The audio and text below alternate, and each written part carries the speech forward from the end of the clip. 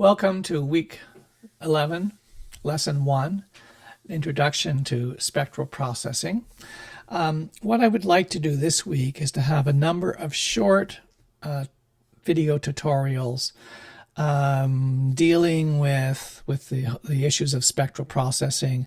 First, just to give you an overview of what spectral processing is and how it works in theory, and then we'll have a couple of short videos where we look at max patches and see how spectral processing is implemented in max MSP.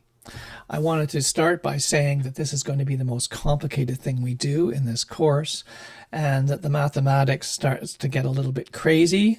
We start dealing with real and imaginary numbers, which is what FFT objects produce, and that the best way of understanding it is really looking at the examples in detail, the max MSP examples, and reading through some of the resources that I've provided. It may be that some of you don't want to know the details of fast Fourier transforms and inverse fast Fourier transforms and so on, and that's fine as well. So this is going to be an introduction to the theory of spectral processing. Now, spectral processing is any kind of processing where you've done some kind of analysis of sound and some kind of resynthesis of that sound. It actually happens in processes like time stretching that we've been hearing in Groove. But there are units, for example, spectral delay, pitch shifting, phase vocoders. There are many types of processing which are, we would call, forms of spectral processing. So here's the theory of spectral processing. Essentially what's happening is we take data, sound, that exists in the time domain, we convert it into frequency domain, and then we alter it while it is in the frequency domain, and we pass it back into the time domain.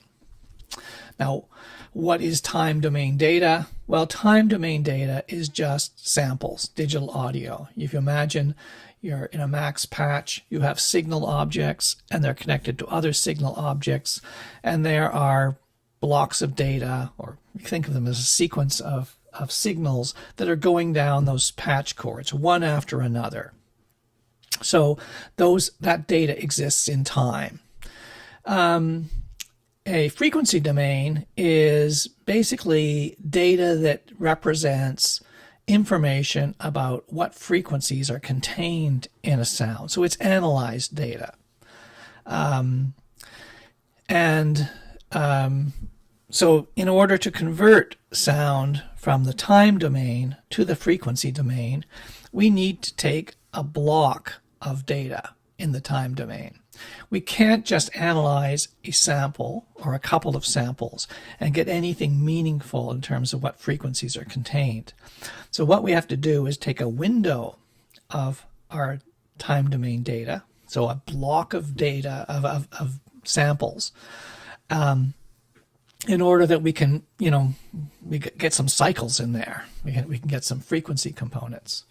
So in this example, what I've done is I said, well, let's take a block of 512 samples and pass it through a program called an FFT, a fast Fourier transform. And you'll remember that fast Fourier transforms will perform spectral analysis or frequency analysis on a sound. It's based on Joseph Fourier's theorem that all complex sounds can be expressed as the sum of the sine waves. And so think of this as a representation of what sine waves in what strengths are contained within this block of sound. Now, the way this works, and the way it's implemented, is that if we take 512 samples of audio and convert it into the frequency domain, we will have 512 frequency bins. Essentially what that means is that our entire frequency range from 0 to, let's say, 22,000 is divided up into equally spaced frequency areas. And that our analysis tells us how much energy or how much amplitude is in each of those bins. Now, in a sense, when we're in the frequency domain, we've lost the time domain aspects of our sound. It's as if in the frequency domain, everything that happened in that 512 samples of time is happening instantaneously, because we just have one analysis, one block analysis of that data. While we are in the frequency domain, we can process that data. So, for example, I'm going to say here, let's just say this represents all the energy, in frequencies between 40 and 80 hertz, and that this one represents all of the energy between 81 and 120 hertz, and this one represents all the energy in frequencies between 121 and 160 hertz, right? So we have, and we keep going up, and if this went on further, there'd be 512 of these. Most of the upper ones would be very, very small because there's not much frequency energy in those high frequencies. Let's take that data and do something to it while we're in the frequency domain. So what I did here is I took this value and I shifted it over to, and the next value and shifted it over to. So that means that what I've done, and I'm just massaging the data in a sense, is that what the energy that used to be between 40 and 80 is now between 120 and 160, and the energy that was between 80 and 120 is now between 160 and 200, and so on. And then what I do is transfer this back into the time domain through an inverse fast Fourier transform.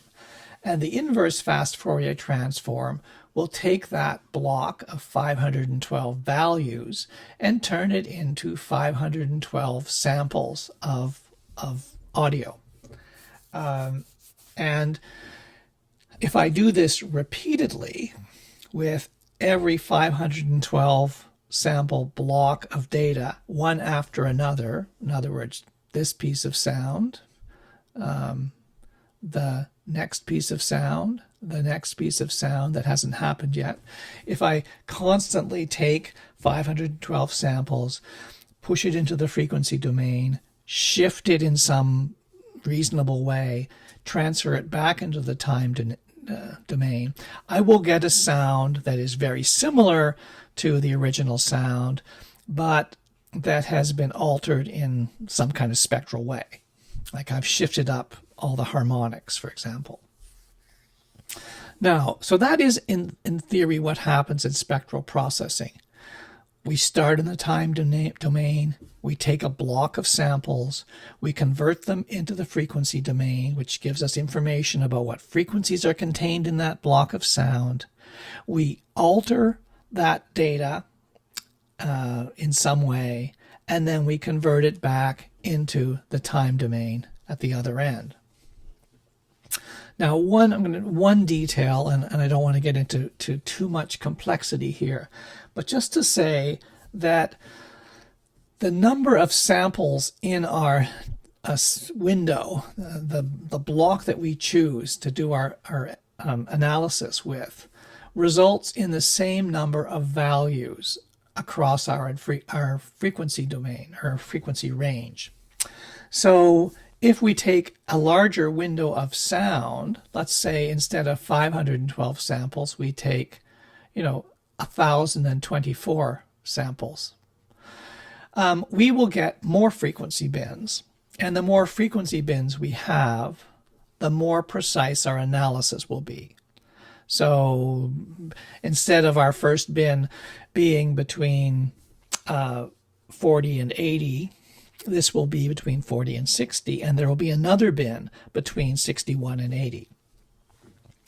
However, there's a downside to having larger windows, and that is that because in the frequency domain, there's basically one analysis. It's as if those frequencies were there for the entire window of sound, which isn't really true because the frequencies are changing all the time. So while we have bigger windows, larger windows give us better precision in the frequency domain, they tend to make our time sort of more blurred, less precise. I hope that makes sense. That if we, for example, took this whole block of sound and said, let's do an analysis of all the frequencies there, we get a very large a large number of bins and lots of precision. But when we convert it, we will have a block where there's no change in the frequencies because they're all considered to have been there for the entire block. So there's a trade-off here. When we want more precision in the frequency domain, we start to lose some precision in the time domain. This is getting into a little bit more detail. I just wanted to say that what you find in the implementations, or what people have discovered, that a way of getting around this, or still trying to maintain high values in the frequency domain, a large number of values in the frequency domain, and not losing time precision, is to have a number of overlapping windows here. So there'll be a time slice here, and then an overlapping time slice like that. I'm not drawing this very well. And then because of the overlaps, you really are only looking at, let's say, an overlap of 2, only half the number of samples are new each time. And so you start to get better precision on the time domain at the other end. I know that's complicated. I just wanted to mention it because when we start seeing the implementations in Max, you're going to see overlaps mentioned. And I want you to understand that what's really happening is that these windows of time are overlapping each other by some factor. That if there's an overlap of 2, it means that half of the samples in the next window are the same as the second half of the samples in the first window. And if it's an overlap of 4, you're just incrementing your window by a quarter of the window size each time. And as I say, the advantage of doing this is that it gives you more time precision, as well as giving you a large number of frequency bins when you're in the frequency domain. Okay, that's enough. I hope that's clear.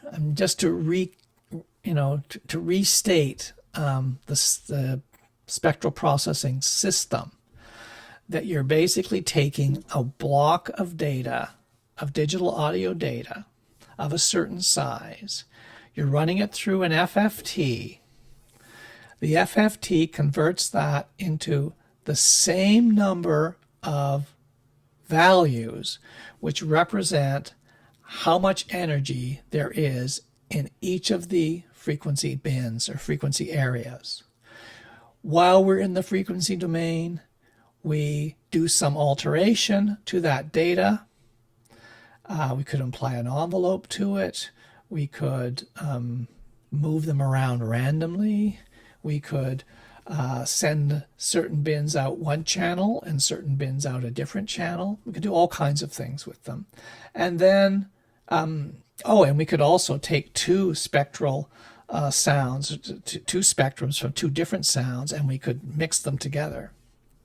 And then we transfer this through an IFFT, and it becomes time domain data again, altered sound, altered from the beginning sound that came in.